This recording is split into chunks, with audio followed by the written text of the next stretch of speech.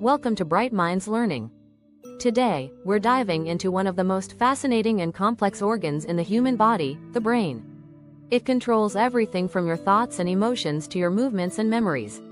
So, let's take a closer look at the amazing world inside your head. The structure of the brain. The brain is made up of three main parts: the cerebrum, the cerebellum, and the brainstem. Each part plays a unique role in keeping your body functioning smoothly. Cerebrum. The cerebrum is the largest part of the brain, responsible for thinking, decision-making, emotions, and voluntary movements. It's divided into two halves, called hemispheres, and these hemispheres control the opposite sides of your body. Cerebellum. The cerebellum, located at the back of the brain, controls balance, coordination, and fine motor skills. So, if you're playing sports or dancing, thank your cerebellum. Brainstem. The brainstem is like the brain's relay station. It connects the brain to the spinal cord and controls essential functions like breathing, heart rate, and digestion. It's always working in the background to keep you alive. Now let's talk about how the brain communicates with the rest of the body.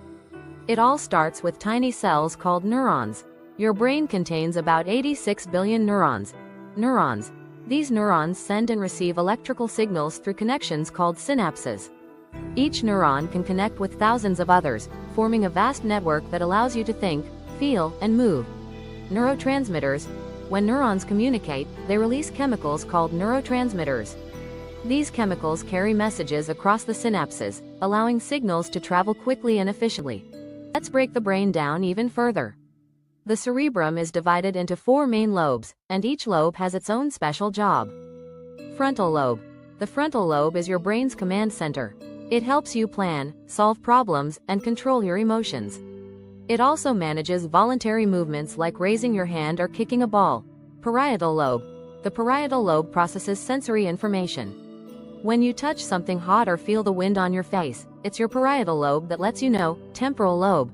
This lobe handles sound and language. Whether you're listening to music or having a conversation, the temporal lobe is working hard to process those sounds. Occipital lobe.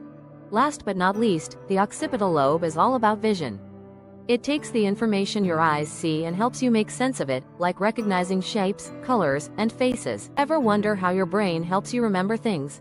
The brain is amazing at storing memories and helping you learn new things. Hippocampus.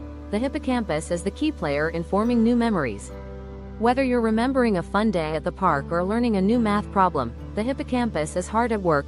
Long-term versus short-term memory. Your brain stores information in short-term memory first, but if it's important enough, it moves to long-term memory. That's why practicing something over and over can help you remember it forever. Did you know your brain also controls how you feel?